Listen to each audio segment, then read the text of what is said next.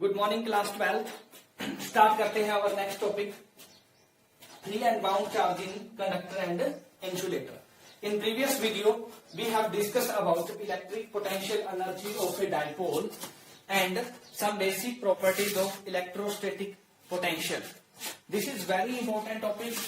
सबसे पहले हम डिस्कस करते हैं free and bound charging conductor and insulator. As we know conductor क्या होते हैं, जो जिसमें चार्ज फ्लो कर सकता है या जिसमें हीट है वो फ्लो कर सकती है from one end to another end. Basically हम चार्ज के बारे में पढ़ रहे हैं तो हम यहां मानेंगे कि कंडक्टर वो होता है जिसके अंदर चार्ज फ्लो कर सकता है from one end to another end. And insulator वो मटेरियल होते हैं जिनके अंदर चार्ज फ्लो नहीं करता। तो इसके पीछे क्या रीजन होता है और एक कंडक्टर का बिहेवियर क्या होता है इलेक्ट्रोस्टैटिक फील्ड में, दोनों के दोनों इंपॉर्टेंट टॉपिक है। So listen carefully. सबसे पहले जो इलेक्ट्रॉन्स होते हैं किसी भी कंडक्टर के अंदर, अकॉर्डिंग टू बोहर मॉडल हमने पढ़ा है कि वो कंसेंट्रिक सेल्स के अंदर इलेक्ट्रॉन्स मूव करते रहते हैं और न्यूक्लियस के अंदर टोटल पॉजिटिव चार्ज है वो होता है। तो जब हम किसी आउटर सेल के इलेक्ट्रॉन पे इलेक्ट्रोस्टैटिक फोर्स लगाते हैं या पोटेंशियल प्रोवाइड करते हैं तो ये आउटर सेल का इलेक्ट्रॉन है ये मूव करने लग जाता है, यानी इजीली मूव करता है, इसीलिए इसको हम फ्री इलेक्ट्रॉन बोलते हैं।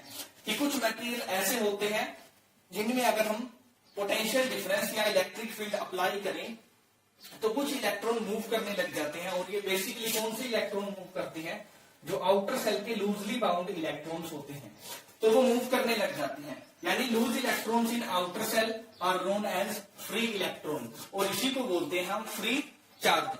जब इलेक्ट्रोस्टैटिक फील्ड लगाई जाती है या पोटेंशियल क्रिएट करवाया जाता है या पोटेंशियल प्रोवाइड किया जाता है तो ये फ्री इलेक्ट्रॉन्स मूव कर सकते हैं। But the positive ion which consist of nucleus and electrons of inner shells remain fixed and immobile charges constitute bound charges. जो आउटर सेल के हैं वो मूव कर सकते हैं, लेकिन जो इनर सेल के इलेक्ट्रॉन्स हैं या न्यूक्लियस के पास जो पॉजिटिव चार्ज है वो बेसिकली मूव नहीं करता, वो अपनी पोजीशन पे फिक्स रहता है। और इसी फिक्स और इमूवेबल चार्ज को हम क्या बोलते हैं, बाउंड चार्ज। और इसी के बेसिस पे हम कंडक्टर और इंसुलेटर बताते हैं कि कंडक्टर वो होते हैं जिनके पास फ्री इलेक्ट्रॉन्स ज्यादा होते हैं और वो फ्री इलेक्ट्रॉन्स मूव करते हैं। और इंसुलेटर वो मटेरियल होता है जिनके पास इलेक्ट्रॉन्स है वो टाइटली बाउंड होते हैं, वो इमूवेबल होते हैं, इमोबाइल होते हैं, वो मूव नहीं करते, उसके पास बाउंड चार्ज ज्यादा होता है। और अगर हम इलेक्ट्रोलाइटिक कंडक्टर्स यानी लिक्विड सॉल्यूशंस की बात करें तो उनके अंदर बहुत पॉजिटिव एंड नेगेटिव आयंस हैं, वो चार्ज कैरियर होते हैं यानी वो मूव कर सकते हैं। तो this is all about conductor and insulator. यानी कंडक्टर्स के पास क्या होते हैं, फ्री इलेक्ट्रॉन्स होते हैं और इंसुलेटर्स के पास बाउंड इलेक्ट्रॉन्स या बाउंड चार्ज होता है जो मूव नहीं करता। अब नेक्स्ट टॉपिक है behaviour of conductor in electrostatic field. यानी जब हम किसी कंडक्टर को इलेक्ट्रोस्टैटिक फील्ड में डालते हैं तो वो कैसा बिहेव करता है। First point is net electric field is zero in interior of a conductor. किसी कंडक्टर के इनसाइड इलेक्ट्रिक फील्ड क्या हो जाएगी, जीरो हो जाती है, उसके अंदर कोई इलेक्ट्रिक फील्ड नहीं रहती। कैसे, मान लो हमने कोई इलेक्ट्रिक फील्ड प्रोवाइड की, उसके अंदर हमने किसी कंडक्टर को डाल दिया, ये हमारा कंडक्टर का सरफेस है। तो कंडक्टर के पास क्या होते हैं, फ्री इलेक्ट्रॉन्स, और उन फ्री इलेक्ट्रॉन्स पर हमारी इलेक्ट्रिक फील्ड क्या डालती है, फोर्स लगाती है। और ये फोर्स कैसे लगती है बेटा, पॉजिटिव चार्ज हमेशा इलेक्ट्रिक फील्ड की डायरेक्शन में मूव करता है, in the direction of electric field. और जो नेगेटिव चार्ज होता है वो किस तरह मूव करता है, opposite to the electric field, opposite to electric field. तो जैसे ही हमने किसी कंडक्टर को किसी इलेक्ट्रिक फील्ड में सब्जेक्ट किया तो हमने क्या देखा कि जो इलेक्ट्रॉन्स हैं वो इलेक्ट्रिक फील्ड के अपोजिट मूव करते हैं, यानी इस सरफेस के जो इलेक्ट्रॉन्स हैं वो इस तरफ मूव कर जाएंगे। यहां पर इलेक्ट्रॉन्स इकट्ठे हो गए तो इस तरफ क्या रह जाएगा, एक्सेस पॉजिटिव चार्ज, तो इस तरफ पॉजिटिव चार्ज हो गया और इसके अंदर एक और इलेक्ट्रिक फील्ड बन गया जिसको हम इलेक्ट्रिक फील्ड इंटीरियर बोल सकते हैं। और बाहर हमने ई एक्सटर्नल लगा रखा है बाहर की तरफ। तो हम क्या देखते हैं कि बोथ द इलेक्ट्रिक फील्ड जो है वो एक दूसरे को क्या करते हैं, अपोज करते हैं। तो inside the conductor electric field क्या होता है, जीरो होता है। कैसे समझा सकते हैं कि जैसे ही हमने किसी कंडक्टर को इलेक्ट्रिक फील्ड में लगाया, जो नेगेटिव आयन या फ्री इलेक्ट्रॉन्स हैं वो in the direction of electric field drift हो जाते हैं और एक साइड जिस तरफ इलेक्ट्रिक फील्ड के अपोजिट गैदर हो जाते हैं और दूसरी साइड में एक्सेस चार्ज बन जाता है, जिसकी वजह से इनसाइड द कंडक्टर एक इलेक्ट्रिक फील्ड है वो बन जाता है, जिसको हम इंटीरियर इलेक्ट्रिक फील्ड बोलते हैं।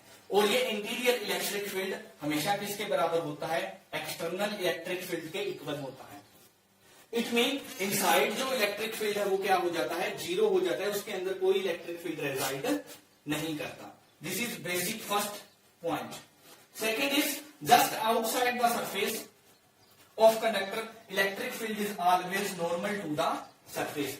यानी मान लो ये कंडक्टर है हमारा, तो इसके जस्ट आउटसाइड इलेक्ट्रिक फील्ड हमेशा क्या होगी? इसके हर सरफेस के नॉर्मल लाई करेगी, उसके हर सरफेस के नॉर्मल है वो निकलेगी। This is second property. Third property क्या कहती है? The net charge in interior of conductor is zero. उसके अंदर नेट चार्ज जीरो होगा and any excess charge is resides at the its surface. कि जो हम एक्सेस चार्ज उसे देंगे वो कंडक्टर के सरफेस के ऊपर रहेगा, वो उसके अंदर नहीं जा सकता। अंदर उसके क्या होगा? जो नेट चार्ज है वो जीरो होगा। कैसे जीरो होगा?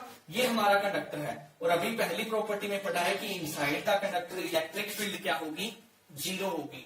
तो बाय गॉस लॉ, अगर हम गॉस लॉ को थोड़ा सा रिमाइंड करें तो उसने बताया था कि इलेक्ट्रिक फील्ड इज इक्वल होगी क्या? वो अपॉन एप्सिलॉन नॉट। तो inside the conductor electric field क्या होती है? जीरो, यानी E zero.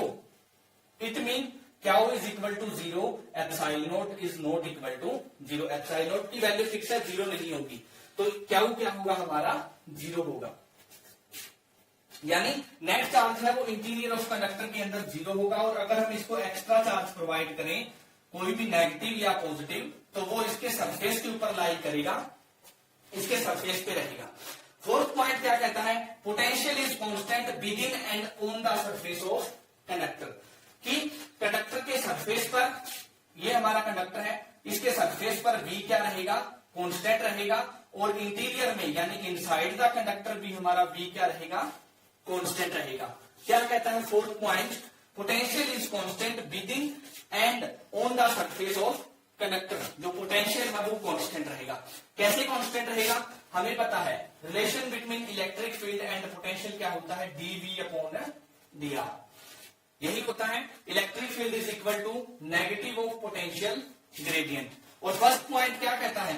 Net electric field क्या है? जीरो, यानी इनसाइड इलेक्ट्रिक फील्ड जीरो है। इट मीन हमारा dV क्या रहेगा? कांस्टेंट रहेगा। dV क्या रहेगा? कांस्टेंट रहेगा। तो फोर्थ पॉइंट क्या कहता है कि सरफेस पर और इनसाइड द कंडक्टर हमारा हमेशा पोटेंशियल क्या रहेगा? कांस्टेंट। पोटेंशियल कांस्टेंट है, इट मीन अगर हम किसी इनसाइड द कंडक्टर किसी चार्ज को मूव करवाना चाहें तो ये वहां पर वर्क डन हमारा क्या होगा? जीरो होगा। यानी एक जो कंडक्टर है उसका सरफेस है वो इक्वी पोटेंशियल सरफेस की तरह बिहेव करेगा। And fifth point is electric field is zero in the cavity of a hollow charged conductor. और ये बहुत इंपॉर्टेंट है, इसकी काफी सारे प्रैक्टिकल यूजेस भी हैं। कि अगर हम कोई कंडक्टर लें जिसमें एक होलो कैविटी रखें तो उस होलो कैविटी के अंदर इलेक्ट्रिक फील्ड क्या होगा? हमारा जीरो होगा। जैसे यहां पर मैंने एक कंडक्टर लिया है, उसके बीच में ये यहां पर हमने कोई सरफेस फील किया हुआ है और ये जो इंटीरियर कैविटी है ये क्या है? हमारी होलो है, तो यहां पर इलेक्ट्रिक फील्ड क्या रहेगा? जीरो रहेगा। और इसी प्रॉपर्टी का यूज करते हैं, इसी प्रॉपर्टी को हम बोलते हैं इलेक्ट्रोस्टैटिक शील्डिंग। इलेक्ट्रोस्टैटिक शील्डिंग कि inside the cavity of a hollow charge conductor is electric field is zero. क्या होती है इलेक्ट्रोस्टैटिक शील्डिंग? इलेक्ट्रोस्टैटिक शील्डिंग वो होती है जिसके अंदर किसी कैविटी ऑफ कंडक्टर के अंदर इलेक्ट्रिक फील्ड क्या रहता है? हमारा जीरो रहता है। कैविटी के अंदर इलेक्ट्रिक फील्ड है वो जीरो रहता है। और इसका सबसे बड़ा प्रैक्टिकल एग्जांपल क्या है कि जब लाइटनिंग होती है, बिजलियां कड़क रही होती है, तो एक कार है वो सेफ प्लेस होता है, वहां पर हम रुक सकते हैं क्योंकि कार की जो आउटर बॉडी होती है, आउटर बॉडी ऑफ कार है वो किसकी बनी होती है, वो जनरली मेटल की बनी होती है, कंडक्टर की बनी होती है, तो उसके अंदर इलेक्ट्रिक फील्ड हमेशा क्या रहेगा, जीरो रहेगा। This is very important property, this is very important, electrostatic shielding. फिर से बता देता हूं क्या होता है electrostatic shielding. Very simple phenomena होता है, the phenomena in which inside the cavity of a hollow charge conductor, charge conductor की कैविटी में इलेक्ट्रिक फील्ड क्या हो जाता है, जीरो हो जाता है, उसको बोलते हैं हम इलेक्ट्रोस्टैटिक शील्डिंग। और इसका यूज क्या है कि लाइटनिंग के दौरान कार है वो सेफर प्लेस होता है, कार में रुक सकते हैं हम, क्योंकि कार की आउटर बॉडी मेटल की है और उसके अंदर इलेक्ट्रिक फील्ड जीरो रहेगी, तो अगर लाइट गिर भी जाती है तो हम सेफ रहेंगे, हम बच जाएंगे। और दूसरा प्रैक्टिकल एग्जांपल क्या होता है, कंप्यूटर्स के अंदर जो इंटीग्रेटेड सर्किट होती हैं, कंप्यूटर्स में जो इंटीग्रेटिंग सर्किट्स होते हैं उनके दोनों तरफ मेटल प्लेट लगाई जाती है, ऐसे मेटल प्लेट लगाकर उसके बीच में उस सर्किट को फिट कर दिया जाता है, ताकि जो एक्सेस इलेक्ट्रिक फील्ड है वो इसके अंदर न जाए और ये चिप या इंटीग्रेटेड सर्किट है वो ब्रेक ना हो, खराब ना हो। ओके, फिर से रिवाइज करवा देता हूं कंडक्टर का behaviour. Number 1, net electric field है वो जीरो होगी इंटीरियर इन द कंडक्टर।